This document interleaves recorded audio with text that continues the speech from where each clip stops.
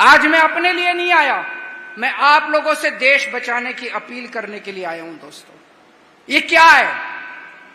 Governor अगर इतने भारी बहुमत से जीती हुई सरकार, 117 में से 92 सीट आपने दी, इतने भारी बहुमत से जीती हुई सरकार की अगर बिल रोक ले तो ये जनतंत्र के ऊपर प्रहार है। ये जनतंत्र को रोकने की कोशिश कर रहे हैं, जनता को रोकने की कोशिश कर रहे हैं। गवर्नर की हिम्मत कैसे हुई जो जनता के द्वारा पास किए हुए बिल रोक ले? अगर केंद्र सरकार आपके 8,500 करोड़ रुपए का फंड रोक ले, ये जनता के ऊपर प्रहार है, जनतंत्र के ऊपर प्रहार है।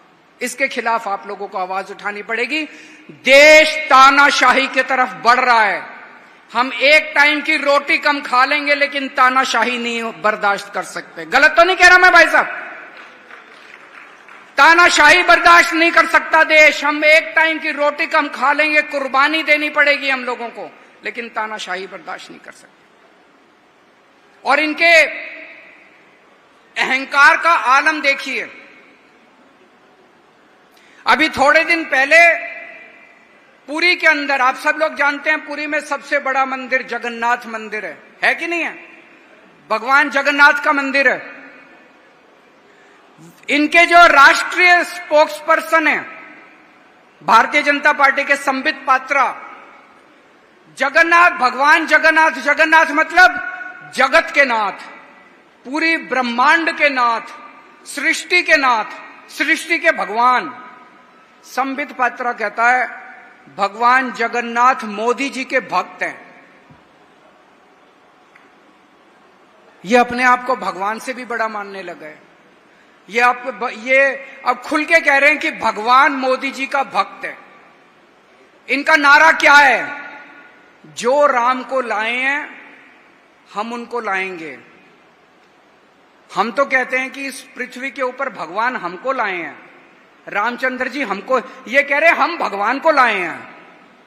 इनमें इतना अहंकार हो गया कि भगवान को लाने वाले ये लोग हो गए, इस सृष्टि के ऊपर भगवान को लाने वाले ये लोग हो गए। हम तो यही कहते हैं ना कि भगवान ने हमें पैदा किया पृथ्वी पे, भगवान ने ये पूरी कायनात रची, भगवान ने ये सृष्टि रची। अब ये कह रहे हैं मोदी जी ने ये सृष्टि रची। इस अहंकार का तो जवाब देना पड़ेगा। अब ये आम जनता को कुत्ते बिल्ली समझते हैं, ये आम जनता को कुछ नहीं, इंसान नहीं समझते ये आम जनता को दोस्तों। ये संविधान बदल देंगे। अगर ये तीसरा टर्म आ गया, ये दोबारा आ गया, ये संविधान बदल देंगे और सबसे पहले आपका रिजर्वेशन खत्म करेंगे। शुरू से आरएसएस और बीजेपी और इनकी सहयोगी संस्थाएं रिजर्वेशन के खिलाफ हैं। ये आपका रिजर्वेशन खत्म करेंगे। आज मैं अपने लिए नहीं आया, इस देश को बचाने की अपील करने के लिए आया हूं और आपसे निवेदन करने के लिए आया हूं कि मान साहब के हाथ मजबूत कीजिए, मान साहब की सरकार के हाथ मजबूत कीजिए, ताकि हम सब लोग मिलकर पंजाब की तरक्की कर सकें और देश को बचा सकें दोस्तों।